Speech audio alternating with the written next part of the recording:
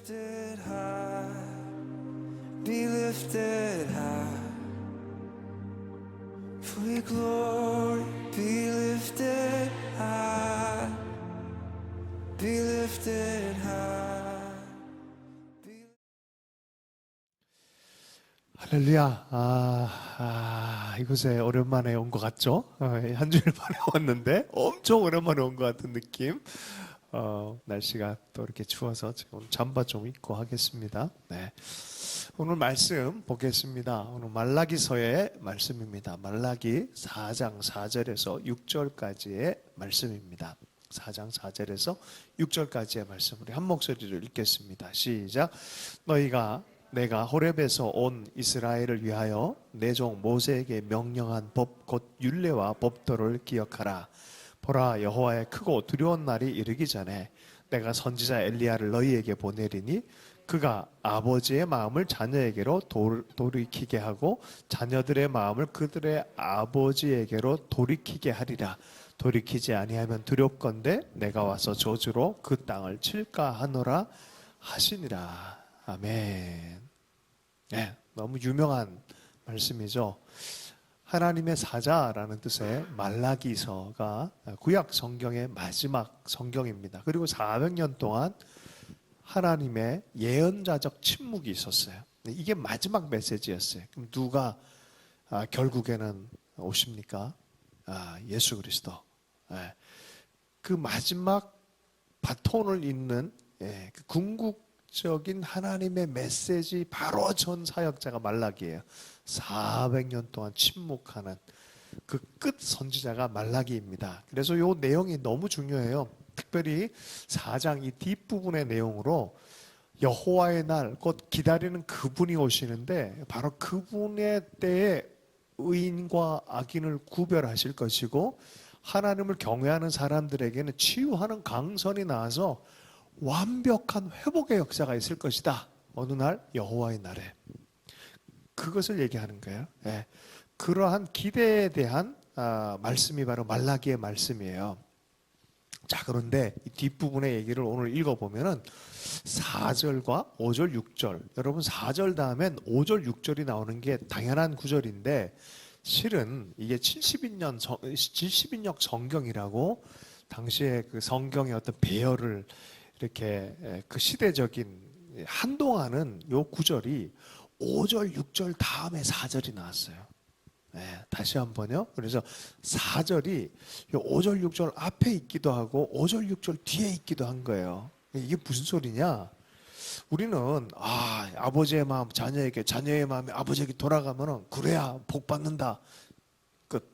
이게 말라기의 끝인 줄 아는데요. 실은 뭐가 더 우선되어지는지가 여기 4절이 앞에 가기도 하고 뒤에 가기도 하고 여기 두 개가 컴바인이 되어 있다는 이해를 할 필요가 있어요.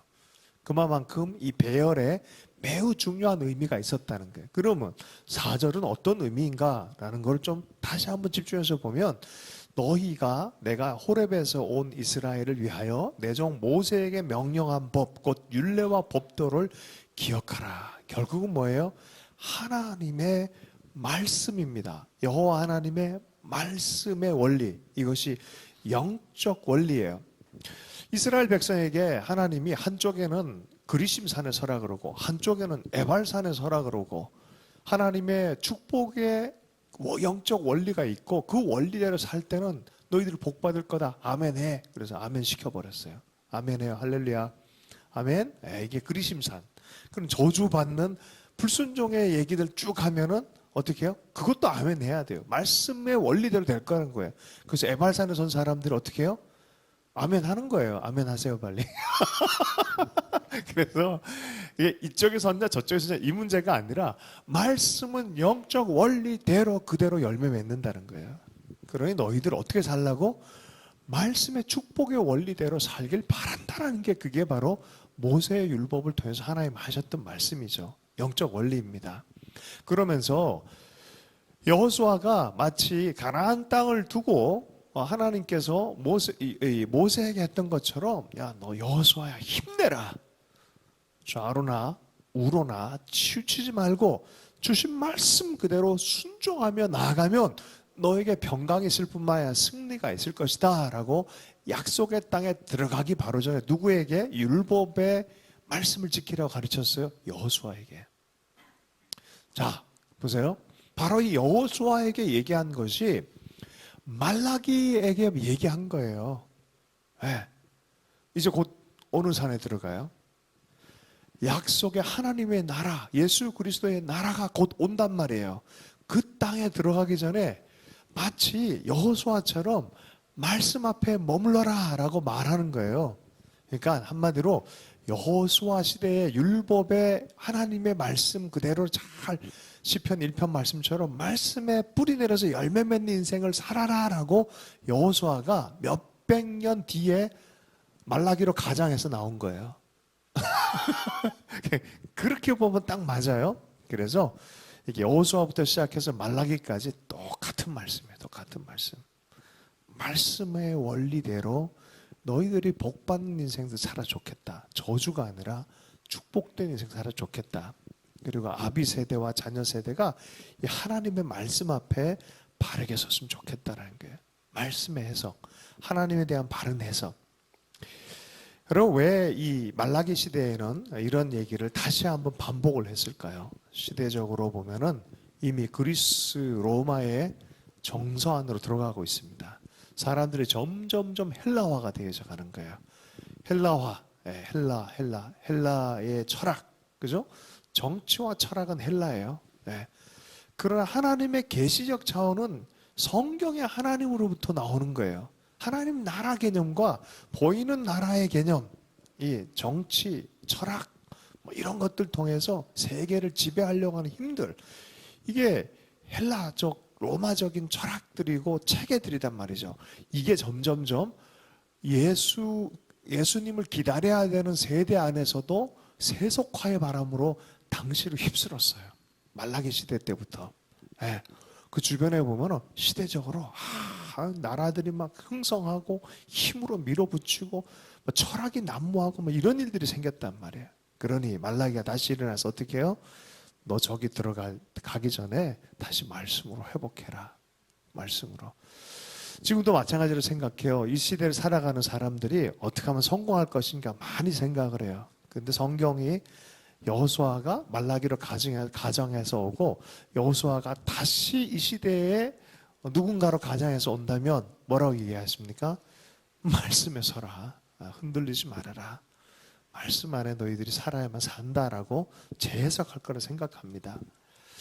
이 당시에 하나님의 토라의 말씀의 해석이 당대 시대에 맞게 흐려지지 않도록 재해석해 준 거죠. 말라기 시대에서 다시 그것을 모세의 율법에 대해서 다시 얘기를 꺼내기 시작한 거죠. 자, 그런데 바로 그때 특별한 사람 한 사람을 끄집어내 가지고 약속을 다시 상기를 시키는데 바로 이 사람의 이름이 뭐였습니까? 엘리야였어요. 엘리야는 실은 말라기 훨씬 전에 예언 활동을 했었고 아합 시대 때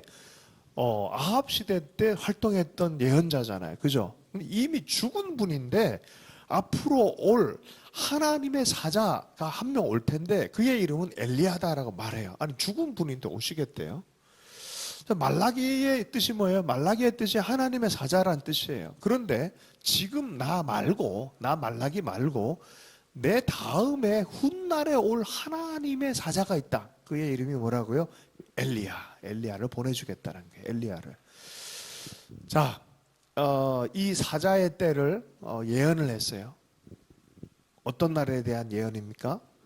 구약 성경 예언자들의 얘기를 보면 딱 등장하는 단어가 하나 있어요. 여호와의 날. 구약 성경의 종말은 여호와의 날이라는 표현으로 쓰여집니다. 종말에 대한 예언이에요.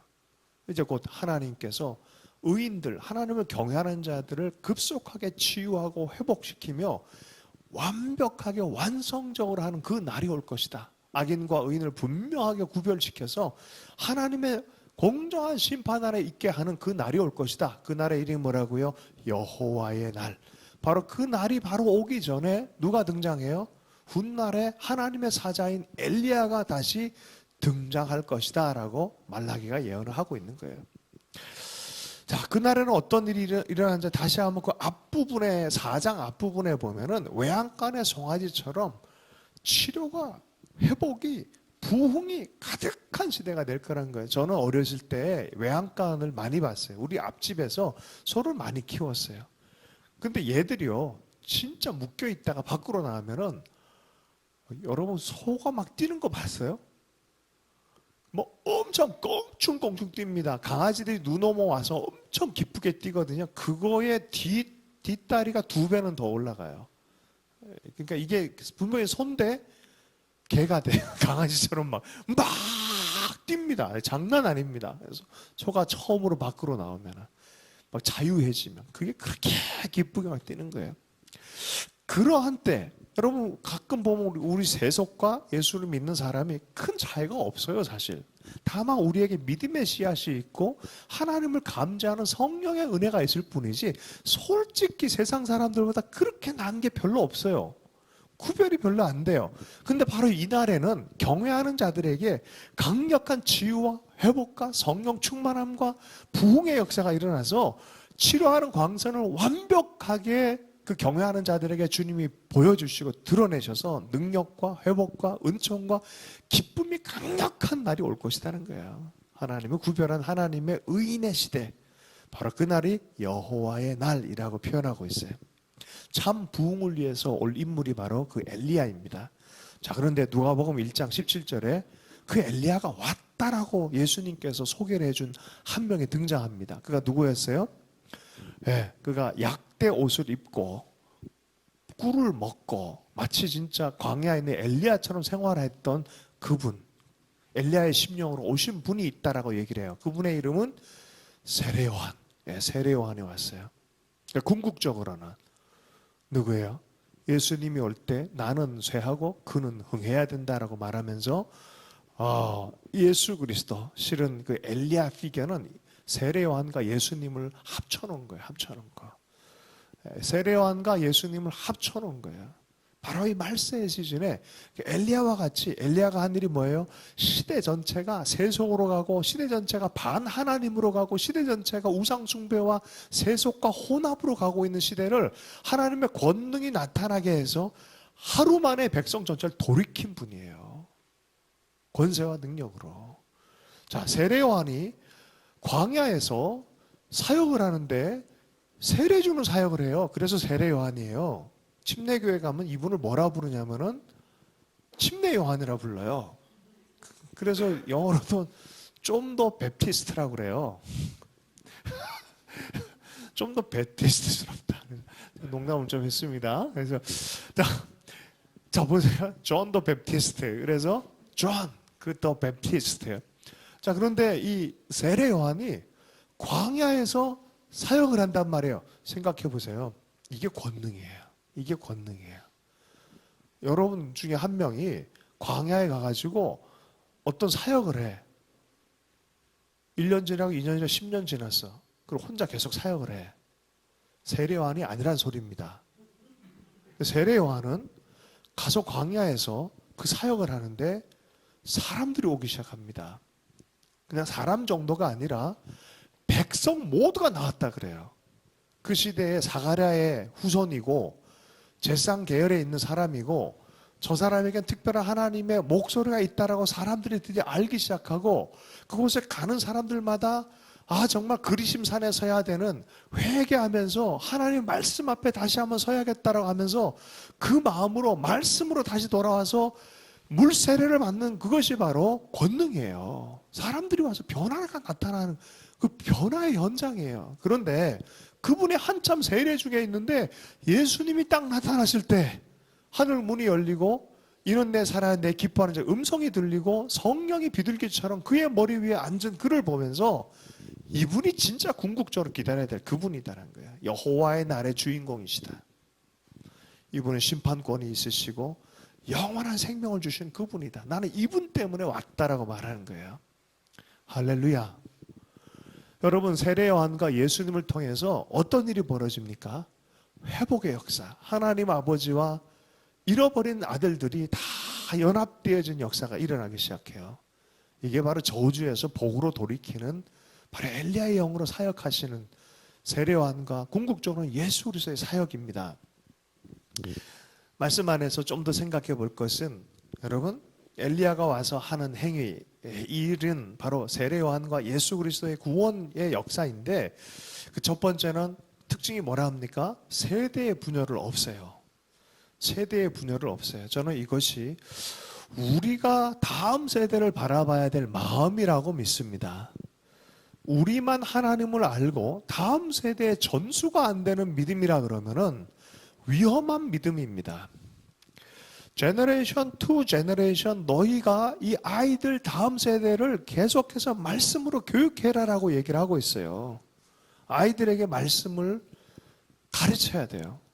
그 하나님의 이야기를 전수해 줘야 돼요. 아브라함과 이삭과 야곱의 하나님. 그렇잖아요. 아브라함의 하나님이지만 이삭은 또 하나님을 개별적으로 또 만나야 돼요. 만났을 때 어떤 게 이해가 돼야지, 이 하나님을 내 아버지가 만났네 라고 하면서 보편적으로 하나님 이야기가 형성이 되어지는 거예요. 그리고 개별적으로 자기 개인적으로도 자기 간증이 있어야 돼요. 이 아버지의 하나님이 내 하나님이 되어지는 거예요. 아버지와 자녀의 그 마음이 하나님 때문에 하나가 되어져서 제너레이션 투 제너레이션 계속해서 헬라와 로마와 세속의 사고방식, 신자유주의의 자본주의의 그런 사고방식을 넘어서서 이삭의 하나님, 아브라함의 하나님, 야곱의 하나님, 나의 하나님, 언더우드의 하나님, 아펜젤러의 하나님, 나의 하나님 이렇게 말할 수 있어야 돼요. 내가 만나고 섬기는 하나님이 바로 그 하나님, 동일한 하나님인 것을, 그래서 같은 마음으로 하나님을 예배할 수 있는, 우리 세대에는 참 그런 은혜가 있었어요. 우리 전 세대의 위대한 하나님의 종들이 참 많았어요. 보니까 전쟁 끝나고 나서 진짜 하나님과 너무 깊이 만난 분들이 많았어요. 그래서 애들을 얼마나 철저하게 가르쳤는지 주일날에, 할렐루야, 주일날에 일단 안 나오고 새벽에 이렇게 안 나오면은 이제 사람 취급을 안 할 정도로 금요 철야하는 건 당연하게 생각을 했었어요. 그러셨어요. 우리 때는 새벽 별보기 운동. 아침에 6시에 나와서 새벽 예배하고 주일 섬기고 몇 시에 들어간지 알아요? 보통 밤 10시에 들어갔어요. 이렇게 얘기하면 라떼가 돼버려요. 옛날에 진짜 그랬어요. 왜 그런지 그게 기뻤어요. 밤을 새우면서 늘 그렇게 교회에서 살았었어요. 그리고 열심히 또 공부하고 사명을 갖고 살고. 왜 그랬습니까? 거기 하나님께서 공급하는 은혜가 있었어요. 아브라함의 하나님, 이삭의 하나님, 야곱의 하나님, 곧 나의 하나님 이렇게 말할 수 있는 이 성경과 공명이 되어지는 믿음의 연합이 있었어요. 근데 요새 보면은 이게 안 돼요. 주일날 예배 드리는 것도 다 읍소해야 돼요. 나와주는 것만 해도 고맙습니다. 이렇게 읍소를 해야 되는 아주 묘한 시대가 되어버린 거죠. 자, 두 번째는 뭡니까? 어쨌든 이것의 이 세대적인 분열이 없어지는 것 중에 가장 큰 특징이 마음의 변화입니다. 마음은 사람이 못 변화시켜요. 이건 성령의 역사입니다. 마음은 성령이 변화시키시는 거죠. 성령이 충만하게 우리 가운데 역사하면은 가장 큰 특징 중에 하나가 내일 아침에 설교할 건데, 먼저 사랑의 영이 충만히 이해하는 폭이 달라지고 사랑하지 못한 대상을 사랑하게 되어지는 게 성령의 역사예요. 가장 중심적인 특징이 바로 이 사랑의 마음의 변화예요. 아비 세대가 밉고 싫고 맨날 들이받고 했던 그 아비 세대가 이해가 되어지고 존경이 되어지기 시작하고, 아비 세대는 자녀에게 어떻게 해요? 그 아이를 품어주고 이해하고 돌봐주는 그런 마음이 역사가 일어나는 거예요. 이건 성령의 역사입니다. 여러분, 누군가를 열심히 사랑하려고 해서 실족할 때 많이 있죠. 기대를 했는데 나만 퍼줬다라고 억울한 느낌이 들 때 있죠. 그건 내 힘으로 하려고 그래서 그래요. 그러면 어떻게 해요? 하나님의 성령이 우리 가운데 은혜를 부어주셔서 사랑할 능력을 공급해 달라고 기도해야 늘 그 기도를 해야 될 줄로 믿습니다. 성령 충만한 역사가 일어나는 거죠. 그래서 마음의 변화, 존재 안에 있는 마음의 태도의 변화가 일어나는 거예요. 우리 다음 세대를 아이들 볼 때 그랬으면 좋겠어요. 에이 저것들 이게 아니라 그 아이들, 저 아이를 위해서 내 삶이나 드려야겠다라는 그런 마음이 들어 좋겠어요. 제가 이번에 창영이가 와서 연주하는 거 이렇게 보면서 우리 누구죠? 안미경 집사 그 이 아들 저희 아들 이거 누구죠? 동생이 음악하는 친구였는데 그 꿈이 많이 있었더라고요. 그런데 마음이 다 아팠어요. 그런데 하나님 제가 믿기로는 제 영으로 알기는 하나님 받으셨고 하나님 품으셨고 소망에 대한 얘기를 하셨다고 저는 확실히 믿어요. 자, 그럼에도 불구하고 그 아이가 못다한 꿈의 이야기, 그 라이즈업의 앨범의 이 연주자였더라고요.